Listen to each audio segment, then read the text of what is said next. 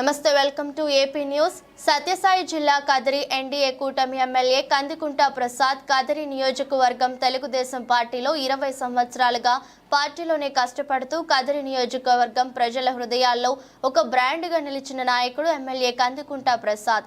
ఈయన తీరే వేరబ్బా అనిపించేలా కదిరి పట్టణమంతా ప్రజలు యువకులు ఈయనపై ప్రజలకు ఉన్న ప్రేమానురాగాలు మాటల్లో చెప్పలేనిది। ఎమ్మెల్యే కందికుంట వస్తున్నాడంటేనే ఉత్సాహం ఉరకలు వేయాల్సిందే। జై కందికుంట అనే మాట వినపడాల్సిందే। జై తెలుగుదేశం, జై జనసేన, జై బీజేపీ అంటూ ఇటు ప్రజలు అటు కూటమి నాయకులు కార్యకర్తలు ఇళ్లతో కేరింతలతో చప్పట్లతో డాన్స్లతో ఉత్సాహంతో ఊగిపోవాల్సిందే అని ఈయన ఎమ్మెల్యేగా 2024 సార్వత్రిక ఎన్నికల్లో అత్యధిక విజయం సాధించాక ఎమ్మెల్యే కందికుంట ప్రసాద్ మాట్లాడుతూ ఆయన విజయానికి కారణం ప్రజలు, టీడీపీ, జనసేన, బీజేపీ పార్టీ నాయకులు కార్యకర్తలు మీడియా మిత్రులు సైతం ఆయన విజయానికి అందరూ కలిసి కృషి చేశారని ఎమ్మెల్యే కందికుంట ప్రసాద్ తెలిపారు।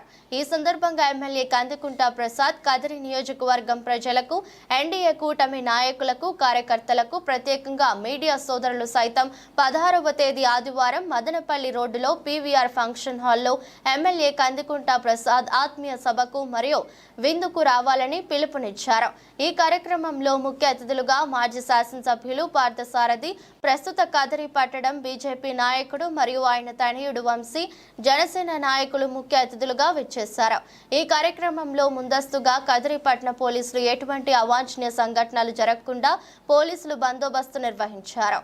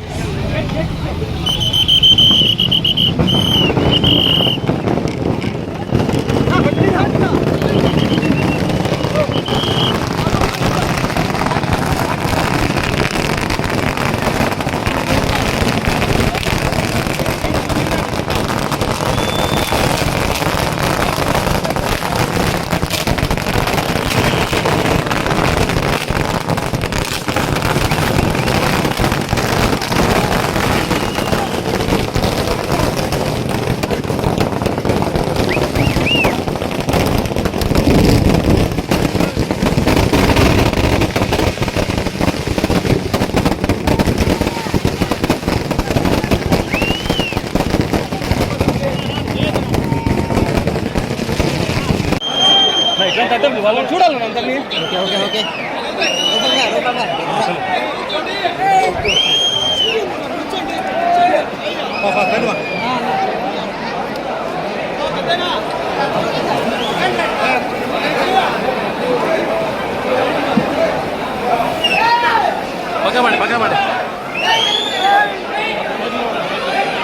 चलो चलो चलो चलो पीछे चलो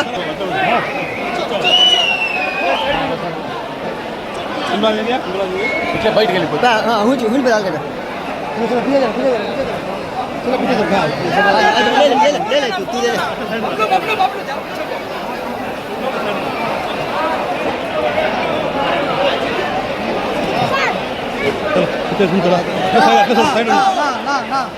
సైడ్ నమస్తే సార్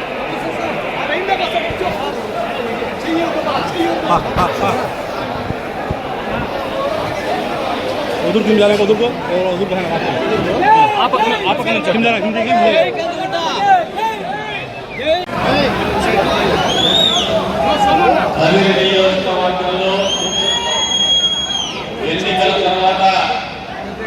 మళ్ళీ కార్యకర్తల్ని నాయకుల్ని ఆత్మీయంగా కలవాలా, వాళ్ళని గౌరవంగా కూడా వాళ్ళతో కలిసి ఫోన్ చేయాలని చెప్పేసి ఆలోచనతో ఏర్పాటు చేసినటువంటి ఈ కార్యక్రమానికి విచ్చేసినటువంటి ప్రతి ఒక్క తెలుగుదేశం పార్టీ కుటుంబ సభ్యుడికి, అదేవిధంగా బీజేపీ పార్టీ కుటుంబ సభ్యుడికి, జనసేన పార్టీ పోలీసు సిబ్బందికి, అధికారులందరికీ కూడా పేరు పేరుగా నమస్కారాలు. చదివిన రాజకీయం అంటే ఒక ప్రత్యేకత ఉంది. ఈరోజు నేను రాజకీయాలు మాట్లాడడానికి ముందు కాదా, మనకు అందరూ కలిసి మనమందరం కలిసి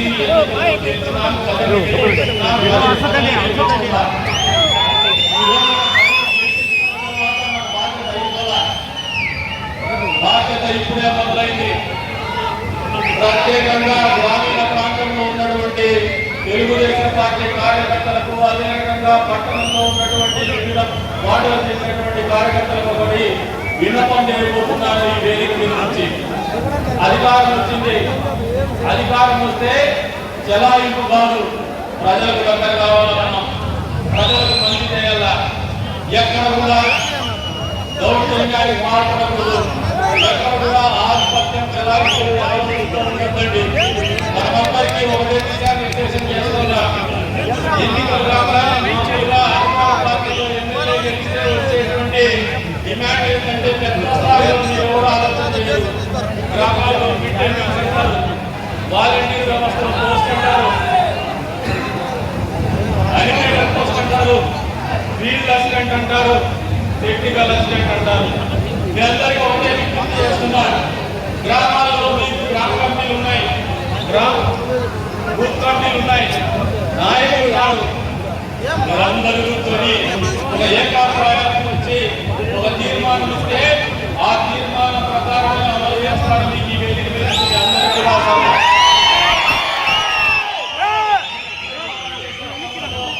ఎక్కడైనా పాటిస్తూ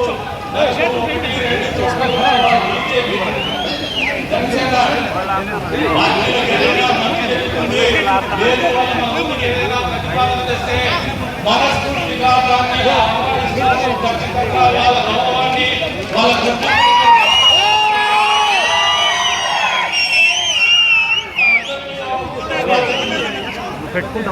ఎందుకంటే ఎప్పుడు కూడా నాయకుడిని కుదురుగా కూర్చొని ఎవరు కూడా ఇంత ఓడుకున్నా 20 సంవత్సరాల కాలం పాటు ఇదే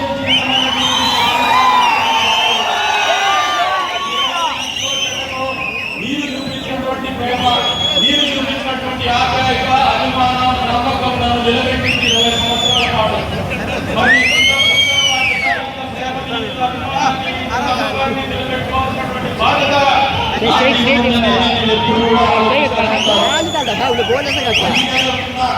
గతంలో చూసినటువంటి ప్రసాద్ కంటే కూడా భిన్నమైన ప్రసాద్ మీరు 5 సంవత్సరాల పాటు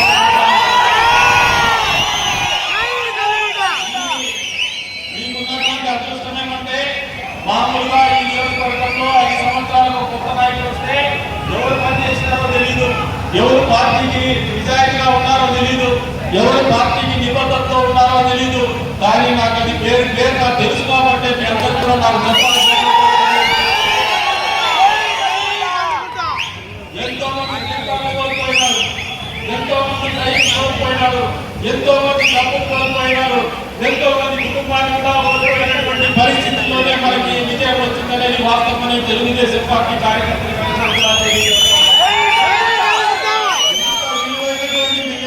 అవకాశాన్ని అనవసరంగా కాలయాపన చేయడం కానీ, లేదంటే కష్టపూరితమైనటువంటి చర్యలతో కానీ అవాసువాలు చేయని చెప్పేసి కూడా ఈ వేదిక గురించి హామీ ఇస్తున్నాను.